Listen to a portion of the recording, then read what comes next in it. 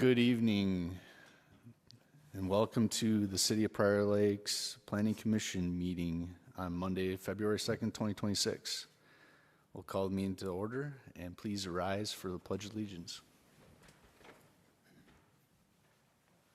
I pledge allegiance to the flag of the United States of America and to the republic for which it stands, one nation, under God, indivisible, with liberty and justice for all.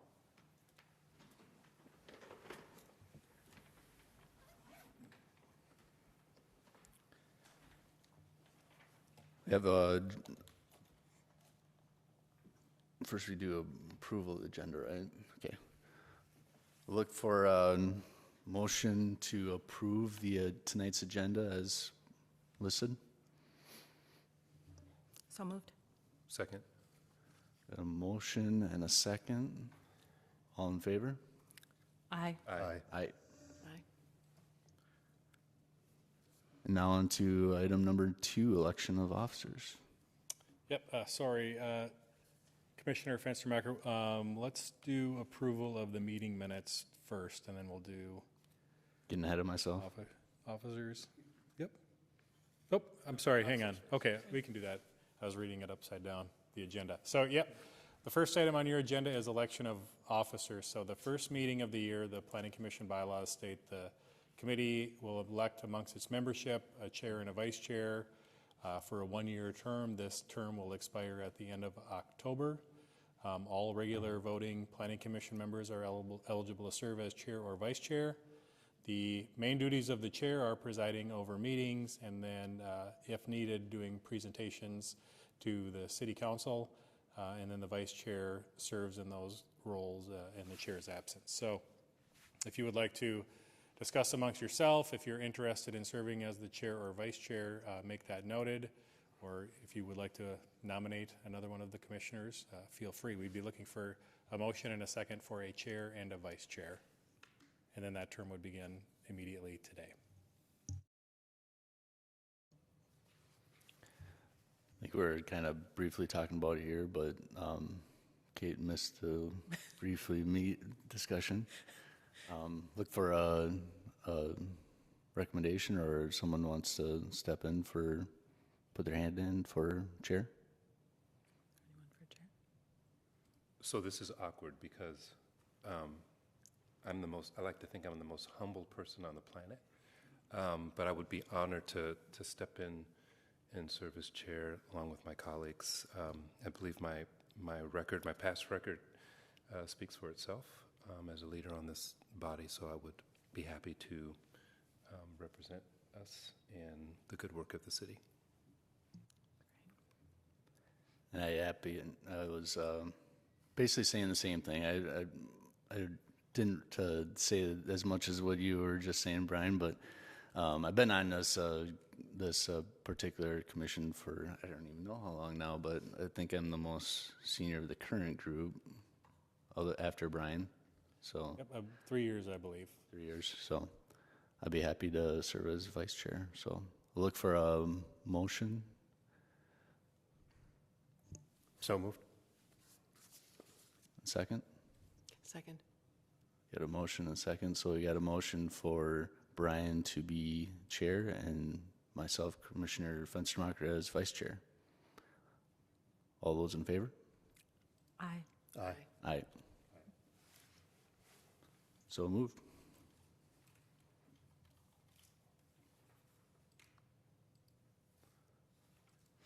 We'll hand it over to chair then. Yeah, and ta-da. All right. We will now move to item number 3, which is approval of the agenda. And I'll turn it over to commissioners. Are there any additions or edits to the agenda? Hearing none, I'll ask for a motion and a second to approve tonight's agenda. Is there a motion? So moved. We have a motion. Is there a second? Second. We have a motion and a second. All those in favor of approving tonight's agenda, please signify by saying aye. Aye. That motion passes.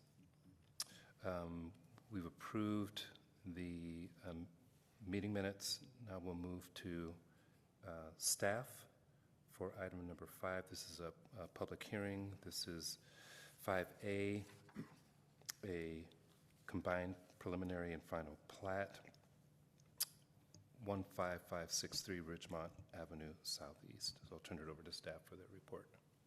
Thank you, Mr. Chair. Here's a location map of the subject property in between Ridgemont Avenue Southeast and Mitchell Circle Southeast. It's also north of Hope Street Southeast and south of Condon Street Southeast.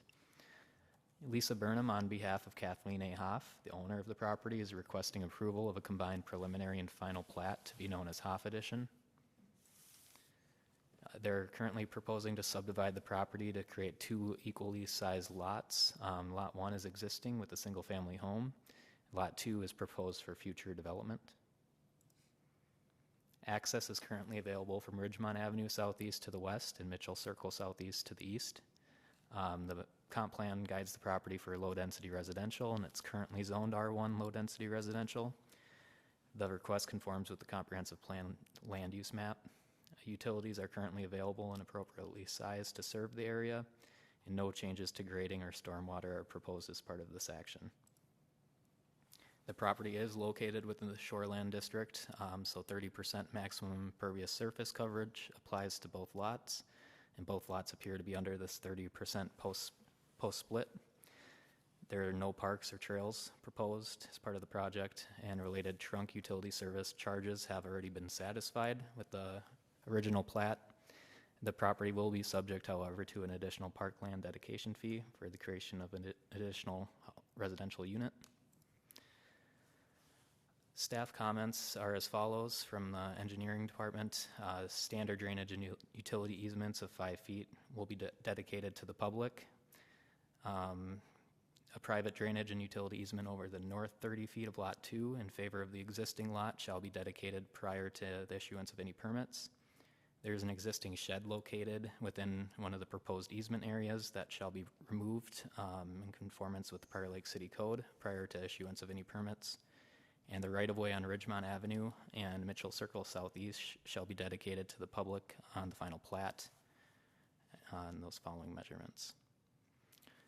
So the recommendation for you guys tonight is to first hold a public hearing, then staff will recommend a motion and a second to recommend City Council approval of the combined preliminary and final plat for the Hoff Edition, subject to those comments listed in the Community Development Public Works Memorandum. Thank you, Jake. On behalf of my fellow commissioners and staff, I'd like to welcome everyone and review the public hearing. Procedure will follow this evening. Staff has presented its report on this request or issue at hand, and planning commissioners will have an opportunity to pose questions about the staff report. Next, the applicant, if there is one, will have an opportunity to address the commission, and commissioners will respond to the applicant with comments or questions. Following the applicant's presentation, we will open the floor to public comment. If you wish to address the commission, I'd ask that you please approach the podium, press the red button to turn on the microphone, and then clearly state your name and address for the official record. So that everyone will have a chance to speak, we ask that you limit your comments to 5 to 7 minutes in length and that you make concise statements of fact pertaining to the specific application. This meeting is the official public hearing and your primary opportunity to be heard on the matter. The City Council has no obligation to accept further public comment. In many cases, they do not. So please do not hesitate to speak. So I'll entertain a motion in a second to open the public hearing. So moved. Is there a second? Second. All those in favor of opening the public hearing on this item, please signify by saying aye. Aye. Public hearing is officially open. So if there's anyone in the chamber that would like to address the commission, please step forward to the podium. No takers. I'm required by statute to ask 3 times, so going once, going twice, going 3 times. All right, seeing as there are no takers for this hot ticket item, I will entertain a motion in a second to close the public hearing. Is there a motion? So moved. We have a motion. Is there a second? Second. We have a motion and a second to close the public hearing. All those in favor, please signify by saying aye. Aye. Aye. The public hearing is closed. So we'll move to commissioner questions and comments. I'll start on my far. Seems pretty straightforward to me. None for me. No questions? I guess with the easements, will that 5 and 10 foot then suffice for the setbacks?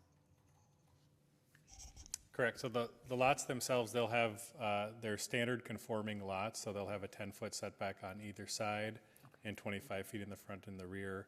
The 5 feet on the side and the 10 feet on the front and the rear would be standard city easements. And in addition, as Jake mentioned, they will be dedicating a 30-foot private utility easement because the sewer and waters run parallel to the northern property line. So from lot 2 in favor of the owners of lot 1 will have a private easement as well. Wonderful, thank you. Do you know what the buildable area is then left on the lot after the easements? It'll be limited to that 30% of total, so I believe it's in the 4,000 to 4,500 square foot. Okay, thank you. Other commissioner comments, questions? I have no other comments. I have just a minor question on the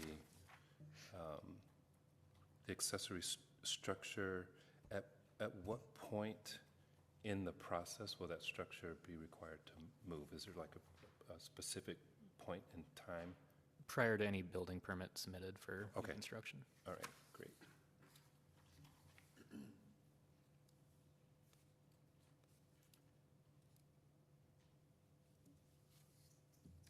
All right, if there are no further questions or comments, any additional comments or for staff?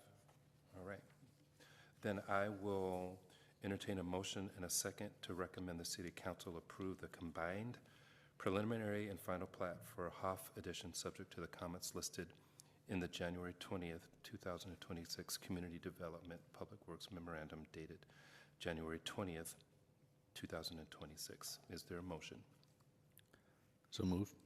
We have a motion. Is there a second? Second. Motion and a second. All those in favor of approving the alternative number 1, please signify by saying aye. Aye. Aye. Aye. Thank you. That item is passed. We'll move now to, this should be a fun one too. Agenda item, consider amendments to Prior Lake City Code Section 10-789, Section G, regarding election signs. I'll turn it over to staff. No presentation for this item. Background, just staff have identified a section of the city zoning code which might be overly restrictive related to election signs, which has resulted in numerous complaints to code enforcement staff during the 2025 election season. The term election sign is defined by Prior Lake City Code as a temporary sign promoting the candidacy of a person running for governmental office or promoting an issue to be voted on at the governmental election. Section 1079 or 789, G, lists the conditions associated with permitting election signs in the city, including a setback of 5 feet from all property lines. In most cases, city staff does not have the ability to locate these property lines to verify whether that sign meets the 5-foot setback requirement. Further, staff doesn't feel it's a great use of time or resources to investigate the election signs on private property, only to ultimately have the sign moved a few feet if it is found to be in violation of city code. So staff are recommending a city code update to remove that 5-foot setback condition in its entirety. So our recommendation for you tonight is to hold a public hearing, and then we'll request you guys to recommend approval of the proposed amendments associated with Section 10-789G of the Prior Lake Zoning Code.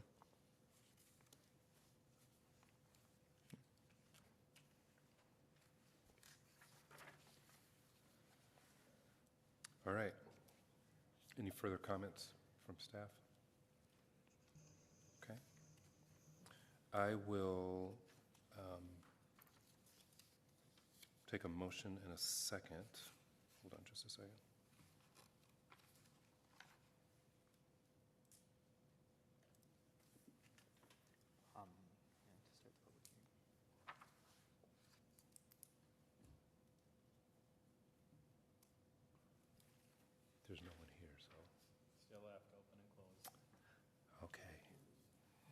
I'll take a motion, entertain a motion in a second to open the public hearing. Is there a motion? So move. You have a motion? Is there a second? Second. We have a motion and a second to open the public hearing at 6:16 p.m. All those in favor, please signify by saying aye. Aye. Aye. Public hearing is open on agenda item 5B. Seeing that there is no one in the chamber, I will not ask 3 times. But we don't have any folks or residents in the chamber on this item. So I'll entertain a motion in a second to close the public hearing at 6:17 p.m. Is there a motion? So moved. We have a motion. Is there a second? Second. We have a motion and a second to close the public hearing. All those in favor, please signify by saying aye. Aye. Public hearing is closed at 6:17 p.m. So we'll move to Commissioner questions and comments. I'll start on my far right. So if I'm understanding it, is just, it becomes onerous for city staff to try to investigate every single one of these being within 5 feet when you don't know where the property lines really are? Yeah, Commissioner, thank you for the question. This hasn't been an issue in previous election seasons, but this one, there was 15 or 20 complaints on signs being on private property, but the caller or the complainant did not think they were 5 feet from the property line. They weren't interfering with traffic visibility. They weren't causing any other obstructions. It seemed from a staff level that it was retaliatory against different candidates. And so in our mind, we did not feel that was a good use of staff time and resources to be investigating, potentially moving an election sign 3 or 4 feet. And from what I'm reading, the general requirement now is just it must be on private property. Correct, that's what we're proposing. Yep. Okay. Thank you. Other commissioner comments? Questions? I'm good. So just to confirm, there's nothing, you don't feel like if we remove this, there'll be any safety-related blowback before impeding line of sight? Thank you for the question, Commissioner. We do not. So we have in our city code a requirement, essentially a sight triangle from intersections where you can't have an obstruction higher than 30 inches. So that would still apply to election signs. So basically 50 feet back on the curb line, 2 ways from an intersection, and then you connect those dots, that forms a sight triangle. So we can't have any visual obstructions above a height of 30 inches in there. So if an election sign was causing a traffic visibility issue, we would still enforce it through that language. Okay. No further questions. One more additional.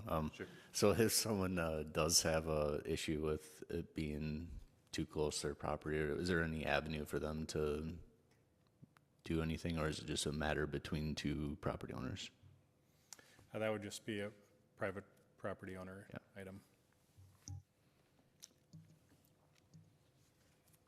That was going to be, that's a good variation on the question I was going to ask, which is, what's the worst thing that we could imagine would happen without? But, so, it sounds like, I think we'll be okay. It'll be interesting to see what happens next cycle. See what sort of, visible encroachments or disputes we are made aware of. All right, so staff is asking us to approve alternative number 1, which requires a motion and a second to recommend approval of the proposed amendments to section 10-789 subsection G of the Prior Lake zoning code. So I'll entertain a motion. So move. We have a motion. Is there a second? Second. We have a motion and a second. All those in favor of approving the proposed alternative number 1, please signify by saying aye. Aye. Aye. That item carries. And I believe staff, is there any old business? It says none on the agenda, but sometimes things bubble up at the last moment. No old business, just one announcement that we are in the winter schedule, so this is the only planning commission meeting in February, and so the next meeting will be coming up in March. Great. Duly noted. And I see there's no new business. So with that, I'll entertain a motion and a second to adjourn tonight's meeting on January 2nd at 6:21 p.m. Is there a motion? So moved. We have a motion. Is there a second? Second. All those in favor, please signify by saying aye. Aye. Aye. Aye. We are adjourned. Thank you, everyone. Thank you.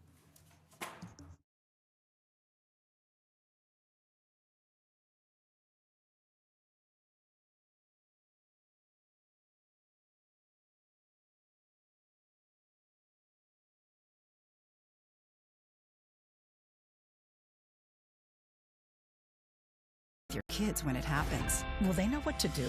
Ready